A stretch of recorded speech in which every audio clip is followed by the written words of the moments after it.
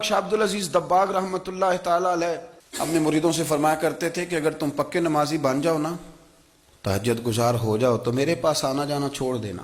عرض کی حضور کیوں؟ فرمایا میں تمہارے اور رب رسول کے رستے میں رکاوٹ نہیں بننا چاہتا، اور میرا مقصود ہے تمہیں وہاں تک پہنچانا۔ جب پہنچ گئے تو پھر میری ضرورت ختم ہو گئی۔ ہاں کبھی وسوس آئے، شک پیدا ہو، تکلیف ہو تو آنا، ورنہ میں نہیں چاہتا کہ میں رکاوٹ بنا رہوں۔ تم اللہ اللہ کرو، اس مالک کو راضی کرو۔ میرے رسول پاک علیہ وسلم نے فرمایا بندہ اللہ کے سب سے قریب اس وقت ہوتا ہے جب وہ سجدے کی حالت میں ہوتا ہے۔ اللہ کے سب سے قریب ہوتا ہے، وہ بڑا نیڑے ہے رب کے، بڑا قریب ہے، اس لیے کہ وہ حالت سجدہ میں، وہ جب سجدے کرتا ہے نا، اس کی بارگاہ میں جب جھک جاتا ہے۔ آپ ذرا سجدے کی کیفیت دیکھیں نا، زبان بھی یہاں ہے، آنکھ بھی یہاں ہے، کان بھی، عقل بھی ساری، اس نے سارا کچھ رکھ دیا سجدے میں۔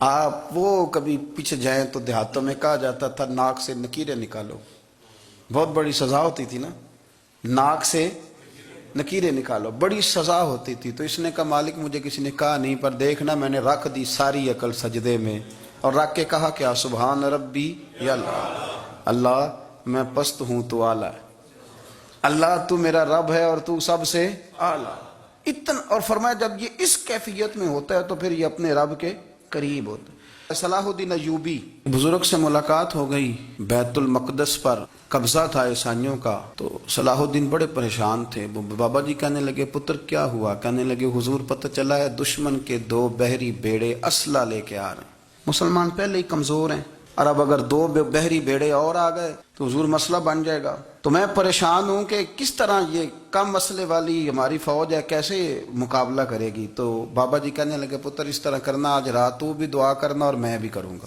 تو بندہ جب دکھی ہوتا ہے تو سجدہ کرتا ہے تو پھر ہی تو مسلح بھیگ جاتا ہے، پھر ہی تو مزہ آتا ہے۔ سکھی بندہ تو کعبے جا کے نہیں روتا، دکھی تھے، تکلیف تھی، تو سر رکھا سجدے میں تو تڑپ گئے۔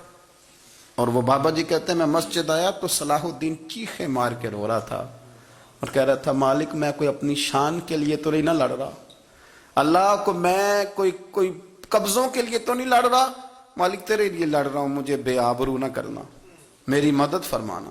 کہتے ہیں میں آیا تھا کہ مسجد میں دعا کروں گا، پر صلاح الدین ایوبی کو روتے دیکھا تو میں لوٹ گیا۔ تو سویرے صلاح الدین ملے تو بڑے خوش تھے۔ میں نے کہا پتر کیا ہوا؟ کہنے لگے حضور وہ بحری بیڑے 2 آ رہے تھے نا اسلحہ لے کے، دونوں ڈوب گئے پانی میں۔ تو بابا جی کہنے لگے صلاح الدین وہ پانی میں نہیں ڈوبے، وہ تیرے آنسوؤں میں ڈوب گئے، وہ غرق ہو گئے، وہ جو تو نے مسلح بات کیا تو وہ تیرے آنسوؤں میں ڈوب گئے، وہ غرق ہو گئے، وہ تباہ، اتنے قیمتی تھے تیرے آنسو کے بہا لے گئے دشمن کے بحری بیڑوں کو۔